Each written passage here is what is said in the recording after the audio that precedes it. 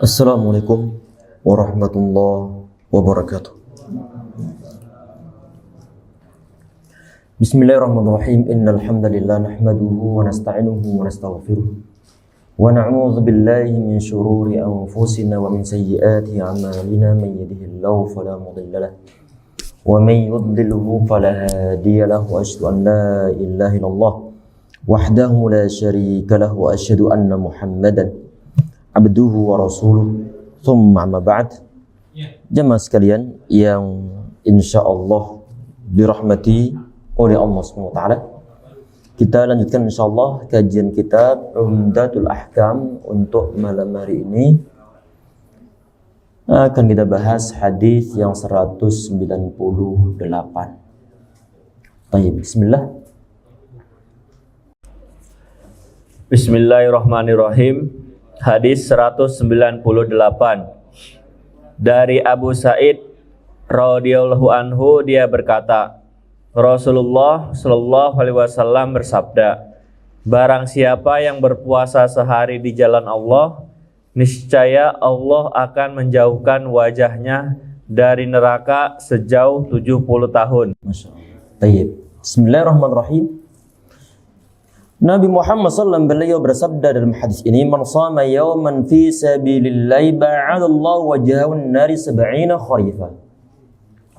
Barang siapa yang berpuasa satu hari di jalan Allah Subhanahu wa taala, ba'adallahu wajhahu an-nari 70 kharifah, maka Allah Subhanahu wa taala menjauhkan wajahnya dari api neraka sejauh 70 tahun lamanya. Ini suatu amalan kelihatannya adalah ringan. Orang berpuasa sejak terbitnya fajar shadiq sampai terbenamnya matahari, berarti sehari penuh. Nilainya suatu hal yang sangat luar biasa. Balasan yang diberikan oleh Allah Subhanahu wa taala.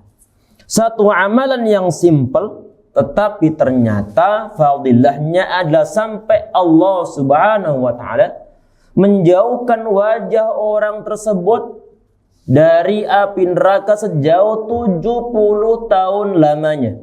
70 tahun lamanya. 70 tahun apa nih, kata sebagian di antara ulama, adalah perjalanan ke arah sana. Kalau misalnya durasi dari rumah anak ke sini naik motor tadi sekitar 1/4 jam. Dengan yang nggak perlu ngebut, yang standar sekitar 1/4 jam. Ini lumayan jauh, padahal cuma 1/4 jam. Padahal yang di sini adalah 70 tahun lamanya perjalanan. Ya Allah alam, ini 70 tahun perjalanan dari sini sampai mana? Allahu a'lam. Nerakanya di sono, jauhnya bukan main. Kita berada di sini 70 tahun perjalanan. Ini diberikan oleh Allah terhadap orang yang berpuasa satu hari saja di jalan Allah Subhanahu wa taala. Artinya yang menunjukkan tentang adanya rahmat yang diberikan oleh Allah Subhanahu wa taala terhadap manusia yang mau memanfaatkan kesempatan tersebut untuk mau berpuasa. Baik, lanjut. Syarah hadis. Sabda beliau sallallahu alaihi wasallam di dalam hadis Abu Sa'id Al-Khudri radhiyallahu anhu, barang siapa yang berpuasa sehari di jalan Allah, niscaya Allah akan menjauhkan wajahnya dari neraka sejauh 70 tahun. Di dalam hadis di atas terdapat penjelasan tentang keutamaan yang agung karena dia menggabungkan antara dua ibadah, yaitu puasa dan jihad. Itu boleh dilakukan apabila puasa itu tidak membuatnya lemah dari berjihad. Baik, sampai di situ dulu. Perhatikan jemaah sekalian. Ini dibahas oleh para ulama sebelum kita bahas yang disampaikan oleh beliau di sini tentang masa istilah fisabilillah. Istilah fisabilillah. Dalam masalah hal ini tentang adanya suatu puasa yang diberikan suatu balasan berupa dijauhkan wajah orang tersebut dari api neraka sejauh 70 tahun lamanya. Baik. Ini adalah untuk puasa yang memang fisabilillah. secara bahasa adalah di jalan Allah Subhanahu wa taala. Pertanyaannya, di jalan Allah Subhanahu wa taala di situ maksudnya bagaimana? Di sini ada sebagian dan ulama mengatakan bahwa ini adalah untuk model-model puasa yang dilaksanakan di saat dia itu sedang berjihad di medan pertempuran melawan orang-orang kafir. Melawan orang-orang kafir. Baru kemudian pahala ini didapatkan karena dia mengumpulkan antara pahala jihad sama pahala tentang masa berpuasa. Dan sebagian dan ulama yang lainnya ini adalah menyangkut masalah keikhlasannya dia kepada Allah Subhanahu wa taala di saat dia berpuasa. Tidak diniatkan yang lainnya, tapi adalah untuk mendapatkan suatu pahala dari Allah Subhanahu wa taala. Bukan karena biar disebut sebagai ahli tirakat. Tahu ahli tirakat? Kalau orang Jawa, misalnya ada orang berpuasa sekian hari, wah ahli tirakat ini. Ahli tirakat. Bukan biar disebut sebagai orang yang ahli ibadah, tapi adalah memang karena Allah Subhanahu wa taala. Bukan untuk sebutan yang diberikan manusia. Ini pun ada sebagian dan ulama yang mengartikan begitu. Cuman sebagian dan ulama tadi mengatakan bahwa ini adalah untuk khusus jihad fi sabilillah. Terlepas dari masalah adanya makna fi sabilillah, tentang adanya puasa ini suatu hal yang disyariahkan. Suatu hal yang disyariahkan. Tadi ada pernyataan ataupun sabda Nabi Muhammad, beliau mengatakan ba'adallahu wajahu 'anil nari 70 kharifah. Allah Subhanahu wa taala dia menjauhkan wajah orang tersebut dari api neraka sejauh 70 tahun lamanya. 70 tahun lamanya. Di situ kenapa Nabi Muhammad SAW beliau menggunakan suatu ungkapan ba'adallahu wajahu. Allah Subhanahu wa taala menjauhkan wajah orang tersebut. Orang yang berpuasa di fisabilillah. Para ulama di sana mereka menjelaskan bahwa anggota tubuh manusia yang paling mulia itu adalah wajah. Adalah wajah. Bagian-bagian wajahnya. Kalau wajah dijauhkan, apalagi untuk bagian-bagian yang lainnya. Apalagi bagian-bagian yang lainnya. Sehingga ini otomatis bisa dibilang bahwa wajah orang tersebut dijauhkan dari api neraka. Gak mungkin wajah itu berpisah dari tubuhnya. Artinya kalau wajahnya dijauhkan oleh Allah dari api neraka, maka bagian-bagian anggota tubuh yang lain juga dijauhkan oleh Allah SWT dari api neraka. Tadi di situ ada juga istilah kharifah. Ini aslinya kharifah ini adalah musim gugur. Yang hanya terjadi pada umumnya adalah setahun sekali. Tapi pada umumnya ungkapan digunakan untuk istilah-istilah yang menunjukkan arti tahun. Tapi secara bahasa artinya adalah musim gugur. Lanjut. Jika puasa itu sebentar tadi ulang dari di dalamnya ada suatu keutamaan yang agung ataupun yang besar. Di dalam hadis di atas dapat penjelasan tentang keutamaan yang agung karena dia menggabungkan antara dua ibadah, yaitu puasa dan jihad. Itu boleh dilakukan apabila puasa itu tidak membuatnya lemah dari berjihad. Masih ada? Ya, lanjut dulu. Jika puasa itu membuatnya lemah dari berjihad, maka meninggalkan puasa adalah lebih utama karena berjihad lebih utama daripada berpuasa. Di sini Nabi Muhammad SAW tadi itu beliau para ulama mereka menjelaskan tentang masalah kenapa pahala puasa fi sabilillah sangat besar. Karena di dalamnya ada suatu penggabungan antara dua kebaikan, keutamaan yang sangat luar biasa yang menyangkut masalah dijauhkan dari api neraka 70 tahun lamanya. Di saat itu ada pada diri seorang hamba dan dia sedang berjihad, maka dia sedang mengumpulkan antara dua amalan. Yang pertama adalah amalan puasanya, yang kedua adalah amalan jihadnya. Dalam kondisi dia itu perlu suatu tenaga untuk melawan orang-orang kafir di medan pertempuran di zaman Nabi Muhammad SAW ataupun sepanjang zamannya. Perlu tenaga fisik, tapi kemudian dia ini bisa berjihad, dia ingin mendapatkan suatu pahala puasa. Akhirnya kemudian dia berpuasa. Ini diberikan suatu pahala yang sangat besar. Tayyib. Kemudian di situ juga ada pernyataan bahwa wa mahallu dzalika idza lam yud'ifhu anil jihad. Bahwa adanya puasa sambil berjihad ini adalah berlaku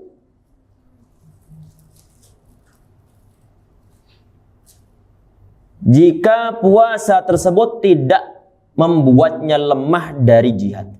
Artinya kalau ada orang berjihad tapi berjihad kemudian dia berpuasa, kok malah tidak bisa untuk mengangkat pedangnya, nggak bisa untuk maju ke depan.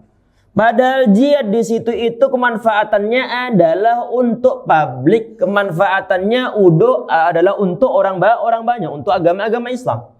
Sehingga kalau seandainya kewajiban berupa jihad di zaman tersebut ataupun di sepanjang zaman, misalkan saja dari suatu pertempuran antara kaum muslimin sama yang lainnya, sudah diserukan untuk berjihad. Padahal kemaslahatannya adalah untuk kaum muslimin pada umumnya. Tetapi kemudian dia berpuasa sehingga dia nggak bisa untuk menggerakkan pedangnya, lemahnya bukan main. Maka dalam kondisi begitu tidak dianjurkan untuk berpuasa.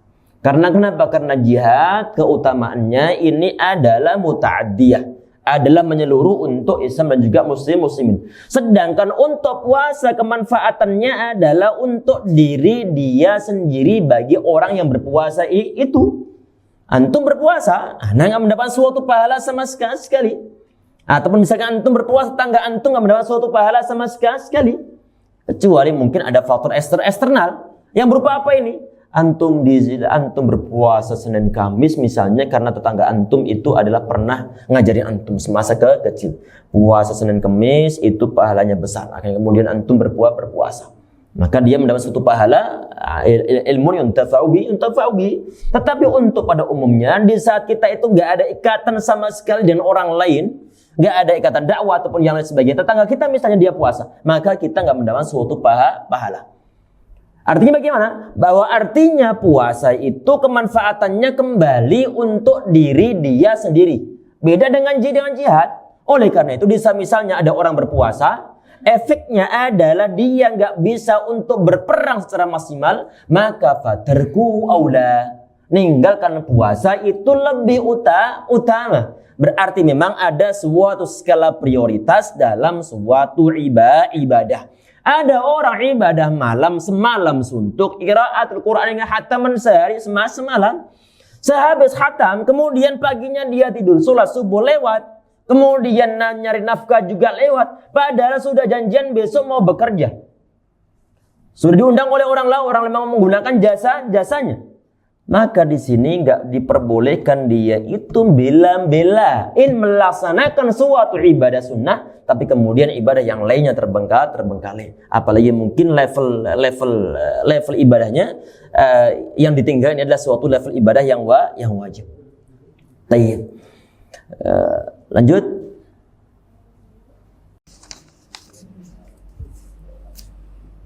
Bab malam Lailatul Qadar. Ada yang berpendapat bahwa sebentar, sebelum sampai ke malam Lailatul Qadar jamaah sekalian, ini ada sebagian di antara riwayat hadis yang sahih. Nabi Muhammad SAW di saat beliau mau menaklukkan kota Mekah, kan ini peristiwa di saat terjadi di bulan-bulan Ramadan. Di saat sudah perjalanan itu sudah mau dekat-dekat dengan Mekah, Nabi Muhammad beliau mengatakan innakum qad danautum min aduwikum wal fitru aqwalakum. Kama qala alaihi salatu wasallam. Sesungguhnya kalian itu telah dekat dengan musuh kalian. Berbuka itu lebih kuat bagi kalian. Ini di hari sebelumnya. Di saat perjalanan menuju Mekah, itu sudah hampir sampai ke sana. Nabi Muhammad beliau bilang innakum qad danautum min aduwikum. Sesungguhnya kalian telah dekat dengan musuh kalian. Wal fitru aqwalakum. Berbuka puasa maksudnya adalah di saat sampai sana ataupun di saat sudah dekat dengan sana, enggak berpuasa itu lebih kuat keadaan kalian. Lebih kuat keadaan kalian. Artinya Nabi Muhammad SAW saat itu, ini sebelum masuk kota Mekah, beliau menganjurkan ataupun mengingatkan para sahabat agar berbuka puasa. Jangan puasa walaupun saat itu adalah Ramadan. Karena kenapa? Karena kalau seandainya terjadi suatu pertempuran, maka orang yang nggak berpuasa relatif lebih kuat daripada yang berpuasa. Walaupun nggak senantiasa begitu. Kadang-kadang mungkin sebagian di antara orang berhubung keimanannya sangat kuat, bukan main, akan kemudian berpuasa saja. Nanti Allah SWT memberikan suatu kekuatan. Terlepas dari masa itu semua, Nabi Muhammad SAW beliau memberikan suatu rukhsah pada para sahabat satu. Bukan karena faktor safarnya. Rukhsah untuk apa? Untuk tidak berpuasa sebelum masuk kota Mekah. Taib. Kemudian di saat pagi harinya sudah mau masuk kota Mekah, Nabi Muhammad SAW beliau mengatakan, innakum musabbihu aduwikum. Sesungguhnya kalian besoknya ini akan ketemu dengan musuh kalian. Wal fitru aqwalakum fa'aftiru. Sedangkan berbuka puasa ataupun sedangkan tidak berpuasa itu lebih kuat dari kalian. Fa'aftiru. Kalian berbukalah. Kalian berbuka artinya kalian jangan puasa. Akhirnya kemudian fa'aftarnya, kata hadis Abu Sa'id Al-Khudri yang mana beliau meriwayatkan hadis ini, fa'aftarna kata beliau. Akhirnya kemudian kami tidak berpuasa. Awal-awal diberikan suatu pilihan sehingga para sahabat sebagian dari mereka berpuasa, sebagian dari mereka tidak berpuasa. Tetapi di saat Nabi Muhammad beliau mengatakan fa'aftiru, kalian berbukalah, maka kemudian para sahabat mereka enggak berpuasa. Artinya bahwa jamaah sekalian, insyaallah dirahmati oleh Allah Subhanahu wa taala, keadaan tidak berpuasa secara lahiriahnya itu lebih kuat daripada yang berpuasa. Tayyib. Kalau misalnya ditanya tentang masalah tentang peperangan Badar yang terjadi di saat Ramadan bagaimana? Yang di sini para ulama mereka berselisih pendapat. Tentang masalah apa? Tentang masalah apakah para sahabat di saat peperangan Badar mereka pada berpuasa ataukah tidak. Tetapi sebagian di antara riwayat yang di sini hadisnya diselisihkan di antara ulama, apakah hadis-hadis yang sahih ataukah hadisnya adalah hadis yang lemah. Sahabat Umar bin Khattab beliau mengatakan bahwa ghazawna ma'an Nabi sallallahu ghazwataini fi Ramadan. Kata beliau bahwa kami bertempur bersama Nabi Muhammad sallallahu di bulan Ramadan 2 kali pertempuran. Yang pertama adalah Yaum Badrin, yang kedua adalah Yaum Al-Fathi. Yang pertama adalah hari peperangan Badar, yang kedua adalah hari penaklukan kota Mekah. Penaklukan kota Mekah. Kalau sahabat Umar beliau ngomong begitu, di saat sebagian dan ulama termasuk Imam Ibnu Hajar al-Imam Ibnu Katsir rahimahullah, beliau mengatakan bahwa hadisnya adalah sanadnya jayyid. Berarti bisa untuk dijadikan sebagai suatu pegangan. Tayyib. Nabi Muhammad SAW beliau tidak menganjurkan untuk berpuasa di 2 peperangan tersebut. Fa'aftarna fihima. Kata sahabat Umar ibn Khattab radhiyallahu anhu. Terlepas dari masalah sebagian dari ulama yang mendhaifkan hadisnya, termasuk Syekh Albani rahimahullah. Tapi sebagian dari ulama mensahihkan hadisnya berkaitan tentang masalah peperangan Badar sama peperangan penaklukan Mekah. Nabi Muhammad SAW beliau tidak berpuasa. Tetapi untuk yang Mekah, ini berkaitan masalah riwayat ya. Tetapi untuk yang ke Mekah tadi ini adalah Nabi Muhammad SAW beliau nyuruh para sahabat untuk berbuka puasa. Artinya nggak boleh untuk berpuasa. Karena faktor bahwa untuk fa'aftiru fa innal fitra aqwalakum, karena berbuka puasa itu lebih kuat bagi kalian. Baik, lanjut. Bab malam Lailatul Qadar. Ada yang berpendapat bahwa dinamakan Lailatul Qadar karena kedudukannya di sisi Allah Ta'ala sangatlah agung. Perhatikan di sini. Ini alhamdulillah sudah membahas ataupun mau membahas masalah Lailatul Qadar. Semoga Allah SWT memberikan kita kemudahan-kemudahan, memberikan kita rezeki, anugerah untuk bisa menjumpai bulan Ramadan dan juga Ramadan tahun-tahun berikutnya. Dan semoga Ramadan tahun kita saat ini baik daripada Ramadan tahun-tahun sebelumnya. Dan semoga kalau sebelum-sebelumnya kita masih dalam kondisi lalai pada Allah, gak maksimal untuk beribadah kepada Allah SWT, semoga Ramadan tahun ini lebih baik daripada Ramadan tahun-tahun sebelumnya. Insya Allah. Yang itu yang kita harapkan. Di sini beliau mengatakan qila summiyat bidzalika li anna qadaraha 'indallahi 'azim. Ini Lailatul Qadar. Kenapa kok disebut Lailatul Qadar? Di sini yang pertama beliau menyebutkan disebut Lailatul Qadar karena li'anna qadraha indallahi azim, karena kedudukannya yang agung di sisi Allah Subhanahu wa taala. Di saat ini adalah secara bahasa jamaah untuk al-qadar secara bahasa di antara maknanya adalah asyaraf. Artinya adalah asyaraf. Artinya kemuliaan. Ataupun al-makanah artinya adalah kedudukan. Di saat orang dibilang ini si fulan dia punya qadar. Secara bahasa misalnya saja. Artinya si fulan dia indau syaraf. Dia memiliki suatu kemuliaan. Di saat dibilang bahwa Lailatul Qadar disebut qadar itu adalah karena memang malam tersebut di sisi Allah Subhanahu wa taala sangat mulia. Kalau dibilang sangat mulia di sisi Allah Subhanahu wa taala, maka malam tersebut pun perlu untuk kita anggap sebagai suatu malam yang mulia.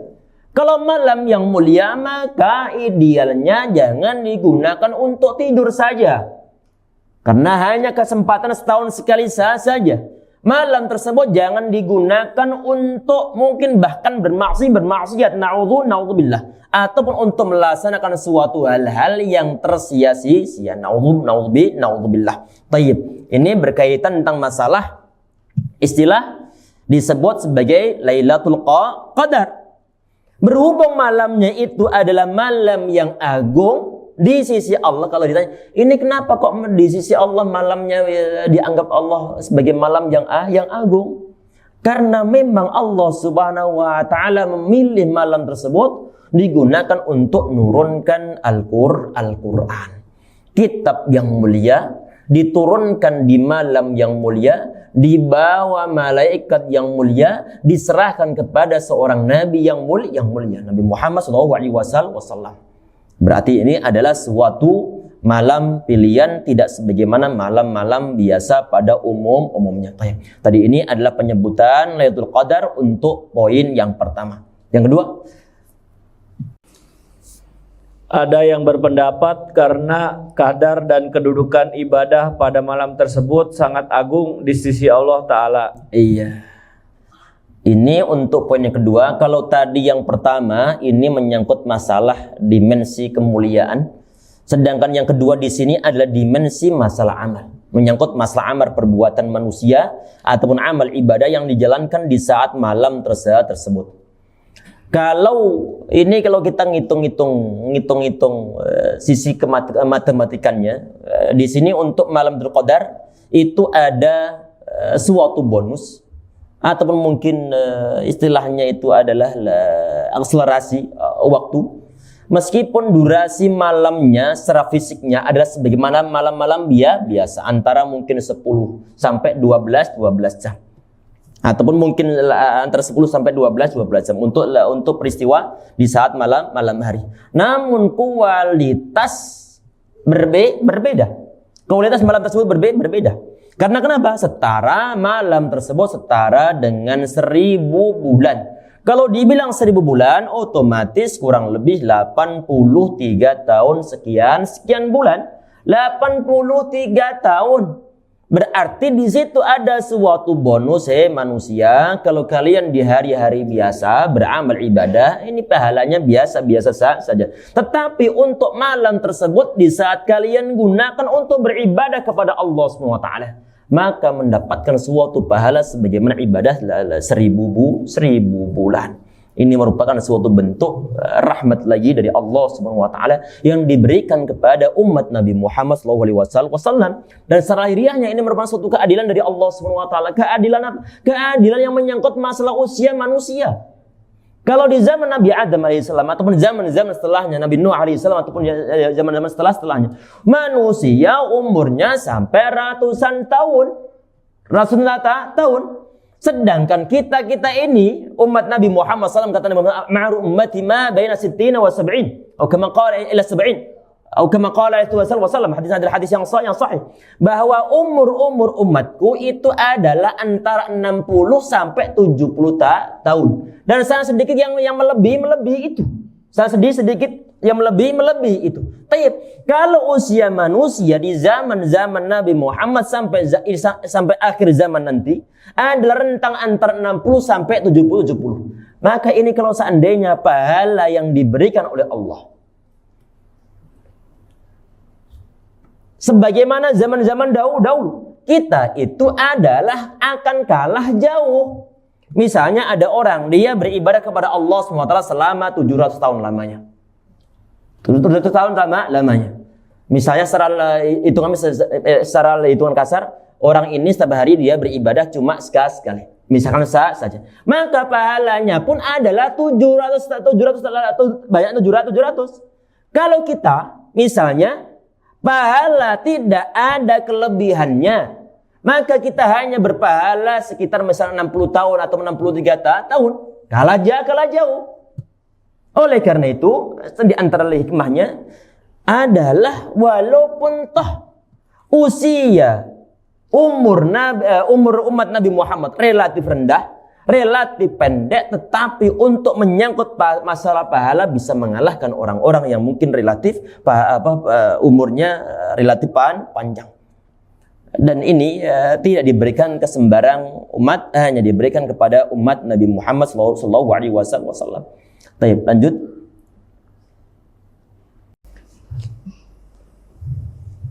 Ada juga yang berpendapat karena pada malam tersebut takdir segala sesuatu ditentukan untuk setiap tahunnya. Baik. Para ulama di sana mereka menjelaskan masalah hal ini, bahwa takdir itu kan sudah ditentukan di Lauh Mahfuz. Sudah ditentukan Lauh Mahfuz seluruhnya. Baik. Tetapi enggak semuanya ini langsung terjadikan. Tetapi ada setiap tahunnya diproses. Setiap tahunnya diproses. Kapan pemprosesannya untuk penetapan untuk takdir tahunan tersebut? Adalah di saat malam Lailatul Qadar. Baik, lanjut. Tidak mustahil bahwa semua yang disebutkan di atas adalah yang dimaksud. Jadi malam Lailatul Qadar adalah malam yang sangat agung.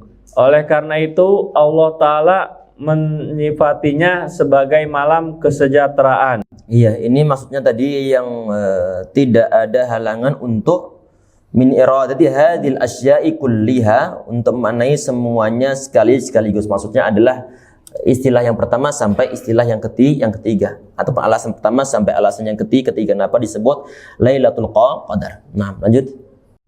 Dan sesungguhnya beribadah pada malam tersebut lebih baik daripada beribadah 1000 bulan yang merupakan umur yang amat panjang. Karena 1000 bulan sama dengan 82 tahun. Oleh karena itu Allah Ta'ala mensifati malam tersebut dengan Sebentar. Tadi berapa tahun? 82. Itu naifun wa thamanun itu bilangan antara 3 sampai 10. 3 sampai 9. Nah. Lanjut, berarti 80 tahun lebih. Nah. Oleh karena itu Allah Ta'ala mensifati malam tersebut dengan malam yang penuh keberkahan. Dan Dia mensifatinya dengan diturunkannya Al-Quran padanya. Baik maksudnya adalah penurunan Al-Quran dimulai pada malam tersebut, maupun sebagaimana yang dikatakan oleh Ibnu Abbas radhiyallahu anhuma, Al-Quran itu diturunkan pada malam tersebut ke langit dunia, yaitu ke Baitul Izzah secara keseluruhan. Taib. Tadi ini menyangkut masalah malam, istilah-istilah malam Lailatul Qadar. Kenapa disebut Lailatul Qadar? Taib. Ibarat dalamnya adalah lebih baik daripada 1000 bulan. itu adalah untuk hitungan 1 kali malam Lailatul Qadar. Kalau misalnya umat Nabi Muhammad SAW, ada yang orang solehnya bukan main, misalnya saya saja, dia setiap tahunnya mendapatkan malam Lailatul Qadar. Kalau 1 kali malam saja dia mendapatkan 80 lebih sekian tahun dalam beribadah kepada Allah SWT, pahalanya tinggal mengalihkan 7 tahun saja, berarti 7 kali malam Lailatul Qadar sudah 500 sekian. Kalau sampai nanti mungkin 20 tahun, maka Masya Allah melebihi umat-umat zaman dahulu. Tadi ini karena untuk 1 kali malam itu adalah pahalanya 1000 bulan. Kemudian tadi di bawahnya juga dibahas bahwa wa wasafa bi inzal Qur'ani fiha imma ma'na ibtida'an bi inzali fiha. Penyipatan malam tersebut dengan turunnya Al-Qur'an maknanya adalah antara permulaan turunnya Al-Qur'an terjadi pada malam itu. Atau sebagaimana dikatakan oleh Imam Ibnu Abbas radhiyallahu anhu, maksudnya adalah tadi itu yang untuk malam Al-Qur'an diturunkan pertama kali adalah di malam Lailatul Qadar. Atau sebagaimana dikatakan oleh sahabat Ibnu Abbas, anzala fiha ataupun unzila fiha ila samai dunya ila baitul izzah jumlatan. Al-Qur'an diturunkan pada malam itu ke langit dunia, ke Baitul Izzah sekaligus. Thumma nuzila mutafarriqan ala hasbil waqa'i. Kemudian diturunkan secara bertahap sesuai dengan peristiwa-peristiwa terjadinya. Berarti Al-Qur'an sampai di Baitul Izzah itu adalah secara keseluruhan. Baru kemudian diturunkan oleh malaikat Jibril alaihissalam kepada Nabi Muhammad SAW selama 23 tahun sesuai dengan peristiwa mungkin ataupun sesuai dengan pertanyaan ataupun yang lain sebagainya. Nah, lanjut.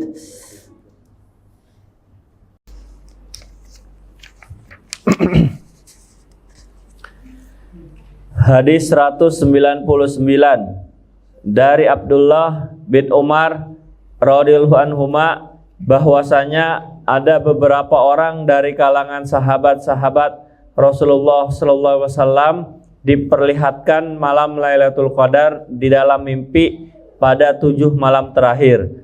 Maka Rasulullah sallallahu alaihi wasallam pun bersabda, "Aku melihat mimpi kalian telah bertepatan pada 7 malam terakhir. Maka barang siapa yang berusaha mendapatkannya, maka hendaknya dia berusaha mendapatkannya pada 7 malam terakhir." Syarah hadis. Perhatikan ya jemaah sekalian. Ini berkaitan tentang masalah waktu malam Lailatul Qadar. Kapan potensi turun. Di sini para sahabat mereka mendapatkan mimpi-mimpi yang sama. Ini Allah alam berapa orang sahabat enggak disebut-sebutkan. Tapi yang jelas disebutkan dalam riwayat di sini adalah uru Lailatul Qadari fil manam. Menggunakan bahasa jamak. Bahasa jamak. Ada jamaah di situ, uru di sini. Mereka diperlihatkan, maksudnya adalah mereka bermimpi. Kalau seandainya mimpinya 1 orang, mungkin ini masih nyeleweng, masih meleset. Tetapi kalau sampai lebih dari 1 orang, lebih dari 2 orang, ataupun mungkin jamaah, ternyata isi mimpinya ini sama. Isi mimpinya ini sama. Apalagi yang bermimpi adalah para sahabat. Nabi Muhammad SAW beliau langsung menyimpulkan di sini bahwa apa tadi? Melihat mimpi kalian telah bertepatan. Maksudnya adalah sama. Nah, pada 7 malam terakhir berarti 23 ke atas. 2-3 ke atas. Nah, maka orang-orang yang ingin mencari suatu keberkahan malam Lailatul Qadar maka perlu untuk dicari fi sab'il awakhir, dicari pada 7 malam yang terakhir. Nah, lanjut. Syarah hadis, perkataannya di dalam hadis Ibnu Umar radhiyallahu anhuma bahwasanya ada beberapa orang dari kalangan sahabat-sahabat Rasulullah sallallahu alaihi wasallam diperlihatkan malam Lailatul Qadar di dalam mimpi pada 7 malam terakhir. Di dalam hadis di atas terdapat penjelasan bahwa mimpi adalah hak. Terlebih khusus apabila mimpi orang-orang yang beriman itu saling bertepatan, maka mimpi itu adalah benar. Oleh karena itu, Syekh rahimahullah berkata, apabila pendapat dan mimpi kaum muslimin saling bertepatan, maka itu adalah hak. Mimpi ada 3 macam. Hak di sini maksudnya adalah benar, mimpi tersebut. Walaupun secara umumnya mimpi selain mimpi para nabi itu tidak bisa menjadi suatu sandaran syariah. Kecuali mimpi para nabi adalah wahyu. Tapi selain mimpi para nabi alaihi wassalatu wassalam, maka perlu untuk dilihat situasi juga kondisinya tentang apakah dia orang soleh atau tidak. Baik, lanjut. Mimpi ada 3 macam. Pertama, mimpi yang merupakan hasrat dan keinginan diri. Kedua, mimpi yang merupakan gangguan setan dan itu adalah mimpi kosong belaka. Ketiga, mimpi yang hak dan itulah mimpi yang dikatakan oleh Nabi Shallallahu Alaihi Wasallam. Sesungguhnya mimpi itu adalah salah satu bagian dari 46 bagian kenabian. Di dalam hadis di atas terdapat penjelasan. Perhatikan dulu. Di sini mimpi ada 3 macam. Yang pertama haditsun nafs ataupun tadi apa terjemahan di situ? Mimpi yang merupakan hasrat dan keinginan diri. Ini hadis nafs ini bisa untuk diterjemah hadis bisikan jiwa ini. Adalah bisikan jiwa. Ini misalnya begini jemaah sekalian, bahwa mimpi itu kadang-kadang adalah merupakan suatu refleksi dari kegiatan, aktivitas, mungkin kecemasan atau mungkin suatu kegiatan sehari-hari manusia yang kadang-kadang dia itu mendominasi pikiran seseorang, sehingga di saat orang tersebut dia tidur sedangkan otaknya memproses, akan kemudian dia melihat sesuatu. Ini mimpi yang masuk dalam haditsun nafsi. Misalnya ada orang dia di saat siang hari bulan Ramadan, lagi hausnya bukan main. Kemudian dia mimpi lagi minum. Maka ini masuk dalam kategori haditsun nafsi. Atau misalnya antum mungkin pernah merasakan pula di saat mimpi aslinya fisiknya itu ingin buang air. Ingin buang air. Dalam mimpi antum buang air. Antum buang air. Habis bangun tidur enggak ada basa-basa sama sekali. Tetapi ingin buang air karena belum terselesaikan, baru ada bayangan dalam mimpi kita. Atau misalnya ada orang yang semalam suntuk dia ujian, persiapan ujian sampai begadang, kemudian ketiduran 1/4 jam atau mungkin setengah jam. Dia mimpi lagi nggarap ujian, nyontek ketahuan oleh guru-gurunya. Ini pun masuk dalam kategori haditsun nafsi atau bisikan jiwa. Yang kedua adalah qismun takhabbutus syaitani wa hadzani adghatu ahlamin. Yang kedua adalah gangguan syaitan. Baik yang pertama ataupun yang kedua, inilah yang disebut sebagai bunga tidur untuk orang Indonesia ini. Istilah bunga tidur atau mimpi kosong. Untuk yang gangguan syaitan ini biasanya berusaha untuk menjadikan orang yang bermimpi dia takut ataupun sedih, ataupun mungkin galau, ataupun mungkin perasaan yang pesimis di saat dia bangun dari tidur. Karena ini adalah gangguan syaitan. Jadi saat tidur tahu-tahu merasa kepala jatuh, kemudian dicari-cari nggak ketemu. Takutnya bukan bangun-bangun, kepala masih ada. Kepala masih ada. Ini adalah yang model-model begitu mimpi gangguan syaitan. tentang orang tua yang meninggal, tentang istri yang meninggal, ataupun yang lain sebagainya. Ini adalah gangguan syaitan. Sedangkan jenis yang ketiga adalah ru'ya haq ataupun mimpi yang benar, ru'ya sadiqah. Ru'ya sadiqah. Ini untuk ru'ya sadiqah yang dibilang Nabi Muhammad SAW, innaha juz'un min sittatin wa arba'ina juz'an min nubuwwah. Bahwa mimpi yang benar ini yang dialami oleh orang-orang saleh pada umumnya. Pada umumnya. Walaupun kadang-kadang ada orang kafir, dia bermimpi sesuatu yang benar. Tapi enggak umum. Di saat ada orang saleh dari kalangan para nabi ataupun orang-orang saleh di bawah para nabi, mereka bermimpi. Mereka bermimpi. Di saat mimpinya itu benar, maka ini adalah innaha juz'un min sittatin wa arba'ina juz'an min nubuwwah. Maka mimpi tersebut itu adalah satu bagian dari 46 bagian kenabian. Begini jamaah sekalian. Di saat para ulama mereka menjelaskan angka ataupun bilangan 46 ini. Bilangan 46 ini. Di saat para nabi, mereka itu masih hidup, mereka mendapatkan suatu bisyarat, mendapatkan suatu kabar gembira dalam mimpinya. Dan adanya mimpi tersebut yang dialami oleh para nabi itu adalah merupakan wahyu dari Allah Subhanahu wa taala. Wahyu dari Allah Subhanahu wa taala. Sehingga kemudian mimpi para nabi itu adalah benar adanya. Dan itu yang dialami Nabi Muhammad SAW di saat sebelum beliau diangkat sebagai seorang nabi. Beliau di antara tanda-tanda kenabian beliau adalah ru'ya shadiqah. Adalah memimpikan suatu mimpi yang benar. Sehingga Nabi Muhammad SAW beliau melihat dalam mimpinya itu sesuatu yang sangat jelas. Misal falaqus sabah. Sebagaimana cahaya di saat pagi jelasnya bukan main. Berhubung Nabi sudah nggak ada, yang tersisa yang dimiliki oleh orang-orang yang beriman itu adalah ru'ya shadiqah ini.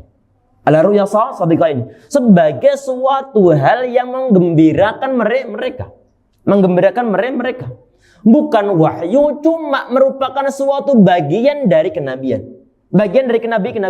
Satu bagian dari 46 kenabian. Para ulama di sini mereka menjelaskan hal ini bahwa Nabi Muhammad SAW sebelum beliau diangkat sebagai seorang nabi, Nabi Muhammad SAW beliau bermimpi selama 6 bulan lamanya. 6 bulan lamanya. Sebelum beliau diangkat sebagai seorang nabi. Selama itu Nabi Muhammad SAW belum diangkat sebagai seorang nabi. Kita perhatikan bahwa Nabi Muhammad beliau itu berdakwah adalah selama 23 tahun lamanya. 13 tahun di Mekah, 10 tahun berada di Madinah. Perhatikan. 23 tahun kalau misalnya dijadikan bulan, maka otomatis 23 tahun kali 12. Jumlahnya 276. Dibagi 6 bulan. 6 bulan ini apa? Mimpi masa Nabi Muhammad SAW sebelum diangkat sebagai seorang nabi. Sehingga 276 dibagi 6 maka itu adalah 46. Adalah 46. Sehingga dibilang bahwa mimpi yang benar itu adalah satu bagian dari 46 kenabian ini. Dari 46 kenabian. Jadi masa Nabi Muhammad beliau berdakwah yang 23 tahun, kemudian dikali 12 bulan, totalnya adalah 276 bulan. 276 bulan dibagi 6. Dibagi 6 ini apa? Masa mimpi shadiqnya Nabi Muhammad SAW. Sehingga totalnya adalah 46. Oleh karena itu untuk mimpi yang benar itu satu bagian dari 46 kenabian. Lanjut. Nah, habis waktunya. Bab baru atau? Lanjut. Nah. Di dalam hadis di atas terdapat penjelasan bahwa malam Lailatul Qadar terjadi di bulan Ramadan yang jatuh pada 10 malam terakhir dan pastinya akan tetap ada dan tidak akan dihapus. Iya. Dan insyaallah ya, semoga Allah SWT mudahkan kita semuanya untuk beribadah di bulan Ramadan, khususnya di malam Lailatul Qadar, walaupun toh belum secara pasti tanggal berapa ataupun mungkin malam berapa, tetapi perlu untuk diusahakan 10 malam yang terakhir, khususnya untuk hari-hari ganjil atau malam-malam ganjil, dan lebih khusus lagi adalah malam 27. Mungkin sampai di situ yang bisa kita bahas pada pertemuan kita kali ini. Kita coba sekian dengan doa kafaratul majlis. Subhanallah bihamdika anta astaghfiruka wa atubu ilaik. Assalamualaikum warahmatullahi wabarakatuh. Waalaikumsalam warahmatullahi wabarakatuh. Hayya 'alal falah,